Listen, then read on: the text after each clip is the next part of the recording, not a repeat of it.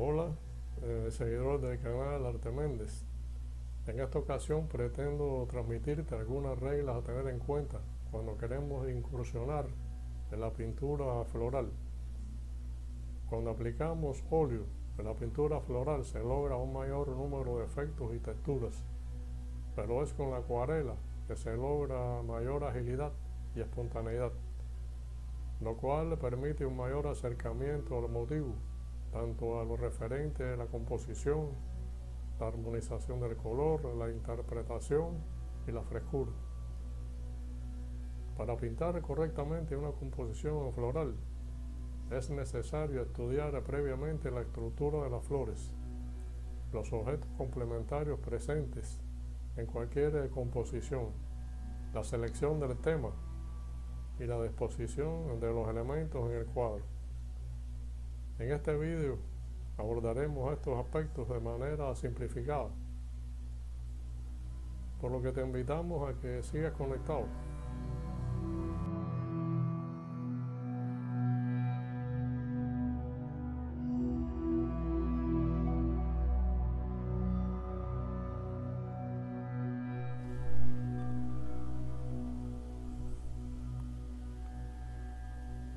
Las flores, al igual que todos los objetos, pueden estructurarse o reducirse en formas geométricas básicas, círculos, cuadrados, trapecios, triángulos, etc.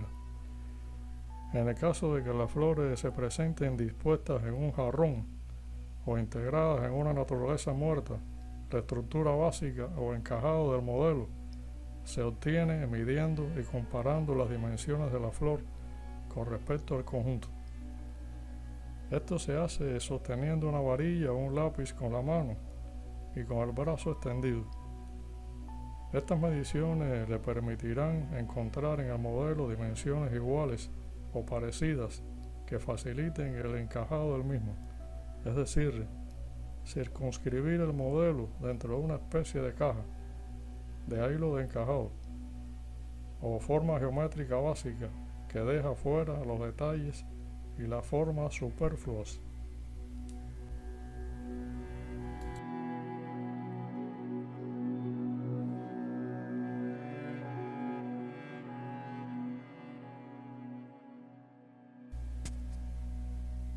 En estos casos, el modelo, constituido por un jarrón de cerámica y un ramo de flores, puede encajarse dentro de un círculo. A partir de ahí se dibuja la situación, las dimensiones y la proporción de las flores y las hojas con respecto al conjunto. Se determina la forma de la maceta o jarrón. Se dibujan círculos para ubicar las flores y diversos trazos para los tallos y las hojas. En definitiva, como venimos diciendo, unos sencillos trazos que reduzcan los elementos a formas geométricas simples y se decide así la mejor manera de situar la planta sobre el papel. Una vez lograda la estructura, existen diferentes formas de resolver el dibujo previo, que puede ir desde un trabajo muy detallado del tema hasta un simple esbozo resuelto con economía de líneas.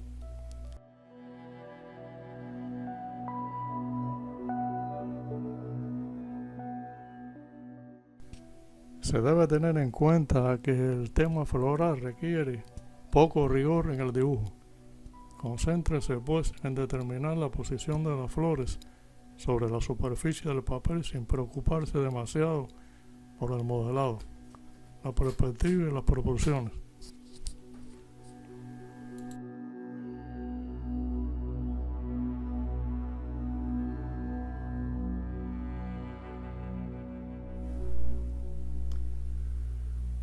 Al contrario de lo que ocurre con el dibujo en perspectiva o anatómico, en el dibujo de flores las proporciones pueden falsearse sin que se vea alterada la composición.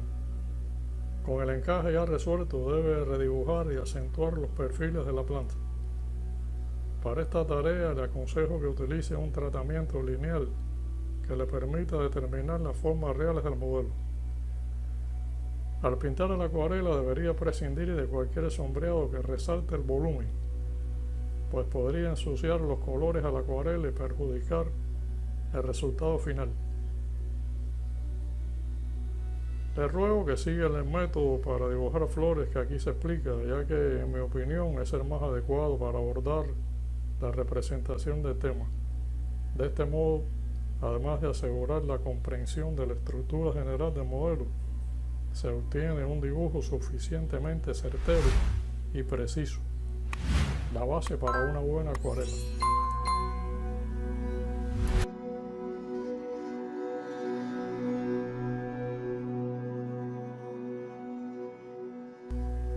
Las distintas gamas de texturas, colores y formas que se encuentran en el mundo de las flores son para el artista un desafío lleno de atractivos.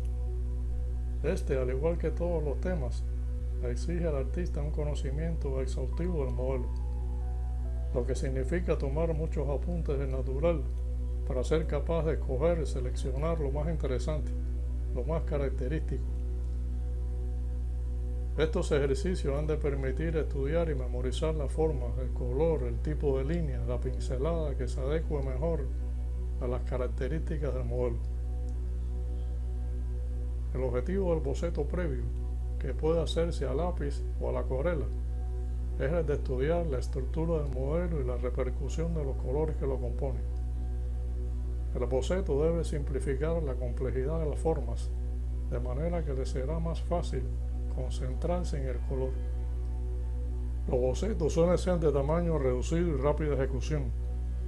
No da la impresión de acabados, aunque sí de completos. Pero sobre todo, el boceto debe darnos la información sobre el tema, que a pesar de no ser exhaustiva ni detallada, sí debe ser básica. Si usted va a pintar temas florales, antes que nada le recomiendo que dedique algunas sesiones de trabajo a pintar notas, apuntes rápidos, con tal de adquirir prácticas en el arte de pintar flores.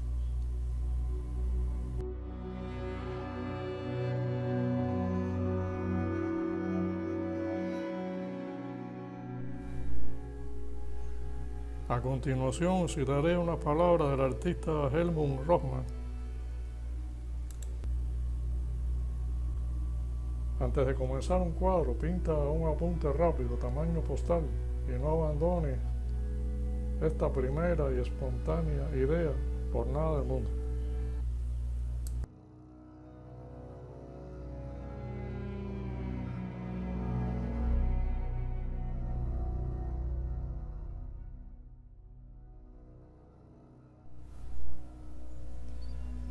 He aquí una secuencia de 4 puntos de flores realizada por el artista Grove-Cart. En cada uno de ellos, el artista no ha invertido más de 5 minutos. Vea cómo muestra una simplicidad de formas y colores restringidos que se manifiestan mediante manchas, sin ningún trazo hecho a lápiz. Observe la diversidad de formas y las diferentes direcciones de la pincelada según el motivo.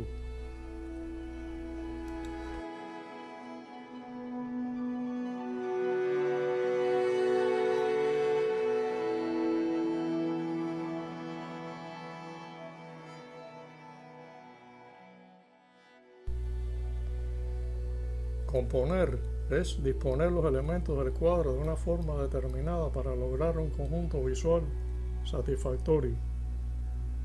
Cuando uno contempla una pintura, lo primero que distingue es la organización y la relación que se establece entre las distintas formas o elementos.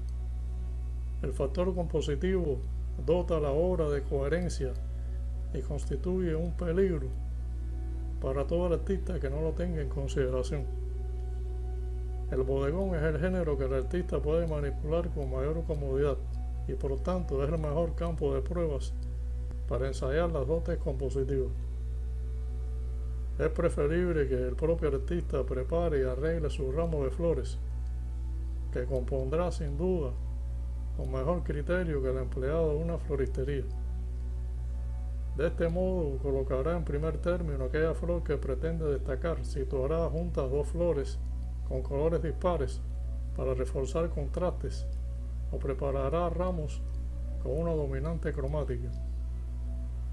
Si mientras prepara el ramo se encuentra con flores reverdes, que se resisten a mantenerse erguidas con el fin de que queden en una posición más elevada con respecto a las otras, o desea enderezar el tallo de una flor marchita, le resultará de gran utilidad tener a mano un alambre muy fino que puede enrollarse alrededor del tallo. Es sabido por todos que las flores mantienen su rigidez y su frescura durante un tiempo limitado. En una composición, todos los elementos deben situarse preferiblemente de una manera documental, es decir, en una posición en la que se perciba claramente lo que son. La forma en la que se han colocado algunas flores hace que a primera vista no se distingan con claridad. En cambio, tras una pequeña corrección, estas pueden apreciarse más claramente. Vea la diferencia de unas flores colocadas al azar y otras que se muestran de manera documental.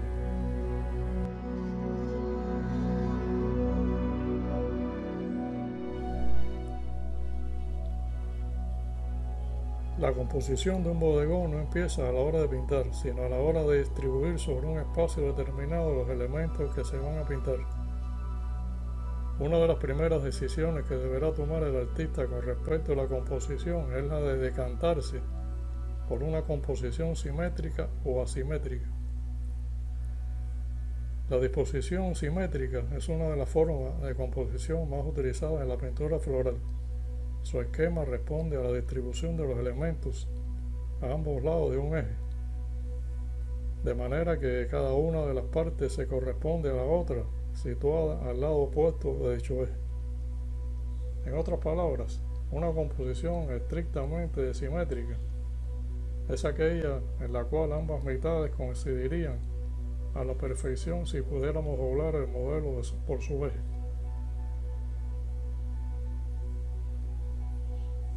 Pero no creo que sea necesario llegar a estos extremos, ya que esta forma, aún manteniendo la simetría, puede ofrecer ligeras variantes con el añadido de algunos objetos a uno o a ambos lados del jarrón.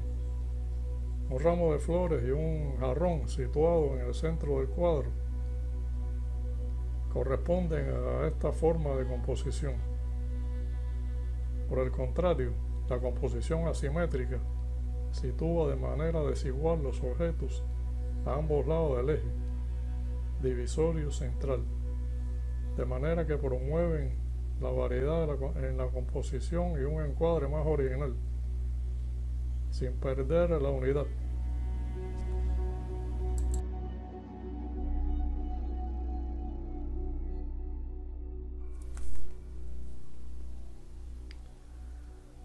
Además del factor simétrico, existe otro recurso mucho más preciso a la hora de componer. Se trata de la regla dorada, también conocida por los nombres de sección áurea o punto dorado. Una ley que sitúa el conjunto de los elementos de un cuadro en un punto que se considera perfecto, ideal estéticamente hablando. Según esta estética, para obtener la división proporcionalmente perfecta de la composición, el centro de interés debe encontrarse lógicamente desplazado, bien hacia la derecha o bien hacia la izquierda del centro geométrico del cuadro. Para llevar esta ley a la práctica no hace falta tener conocimientos matemáticos, sino que basta con recordar que el punto dorado se encuentra ligeramente desplazado del centro de la obra, bien hacia la izquierda o bien hacia la derecha. Si por el contrario es usted un apasionado de la precisión y de las matemáticas, basta con que multiplique el alto y el ancho del papel por 0,6. Justo en la intersección de la recta resultante encontrará el punto áureo.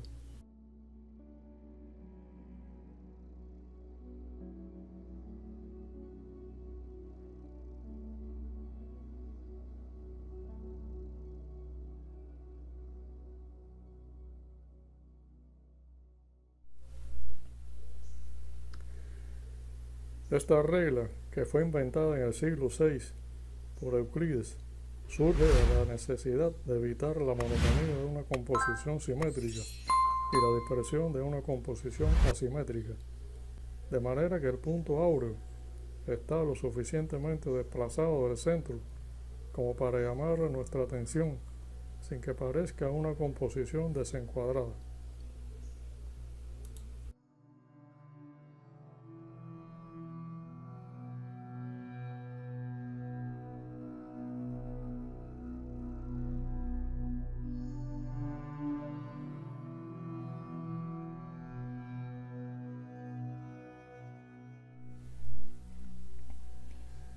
Elegir el punto de vista más adecuado, el que posee mayores posibilidades pictóricas, es esencial.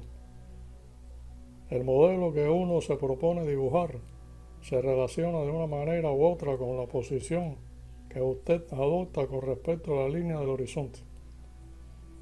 En este caso podemos tomar como referencia el margen superior de la mesa donde reposa el modelo, que actuará como línea de horizonte.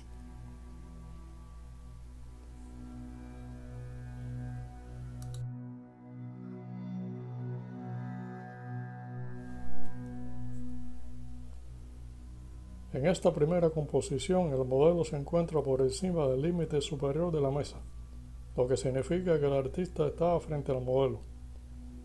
Esto da como resultado una visión casi frontal de los elementos y un alargamiento considerable de las sombras que se encuentran más cercanas a la línea del horizonte o contorno superior de la mesa. Así, además, muchos de los objetos se perciben en escorzo.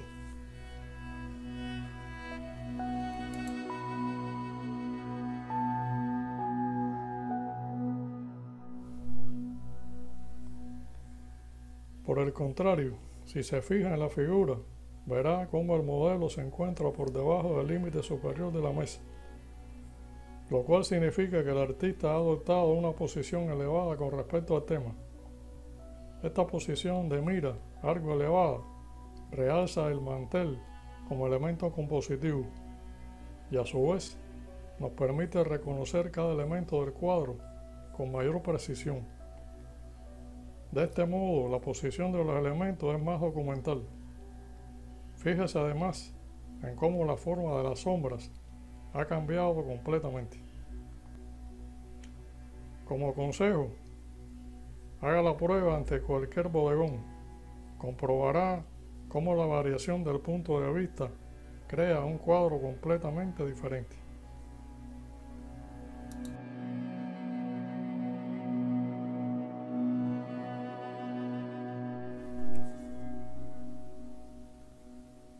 El modelo se debe adaptar a esquemas compositivos, empezando por esquemas muy sencillos, como el rectángulo, el cuadrado, el óvalo, que pueden ir complicándose y enriqueciéndose paulatinamente. Otro ejemplo clásico en la composición de naturalezas muertas es la distribución en diagonal, en horizontal, en forma piramidal, etc. Si usted reconoce un esquema determinado en el bodegón que se dispone a pintar, procure realzar ese esquema modificando incluso la situación de los elementos.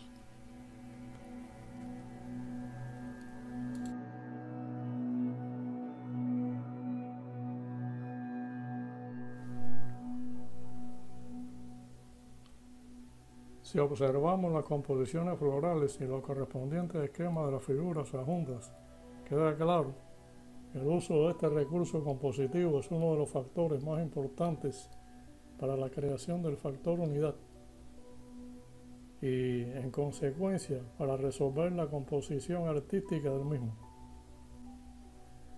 Platón escribió que la composición es la variedad dentro de la unidad.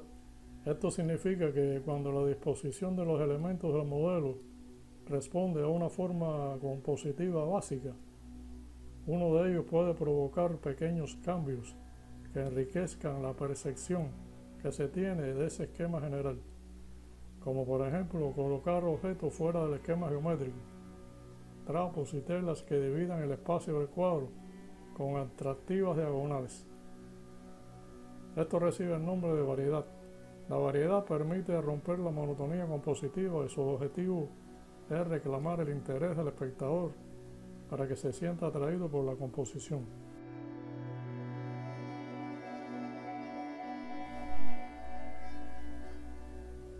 La variedad se logra a través de la selección de flores de diferentes colores y formas. Es necesario no caer en la monotonía. Trate de evitar pintar ramos de flores de la misma especie. Una composición que responde a una forma compositiva tendrá éxito cuando se haya trabajado la relación entre los diferentes elementos de la obra, es decir, lo que conocemos por unidad, mediante el uso del color o la iluminación. Este factor debe tenerse muy en cuenta cuando se componga un ramo, pues lo que se compra en la floristería presenta excesiva unidad.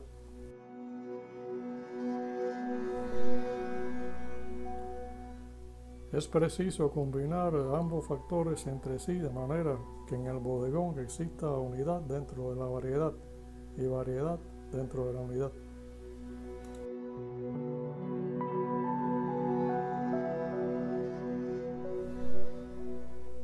Este ramo, a pesar de estar bien montado, se muestra ausente de objetos que lo complementen y presenta una unidad excesiva. A veces, el ansia de querer introducir demasiados objetos en una composición puede dar lugar a un modelo muy disperso como este. Como puede ver, en este conjunto de elementos existe un equilibrio entre el ramo y los objetos que los complementan, lo cual da como resultado una composición equilibrada y armónica.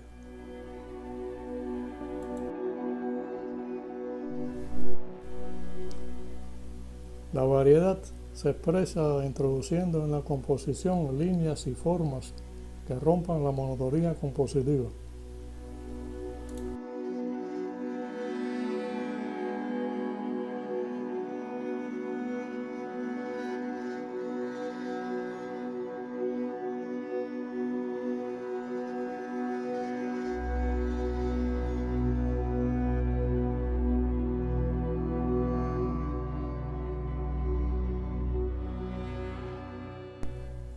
Creo haberte transmitido los aspectos que debes tener en cuenta para realizar una buena pintura floral. Como te dije al inicio, si deseas lograr mayor espontaneidad en la obra, te indicamos emplear la acuarela. Y si deseas un mayor número de efectos y texturas, debes trabajar con óleo. Espero tu suscripción y nos vemos en otros vídeos si te interesa conocer más sobre arte. Nos vemos.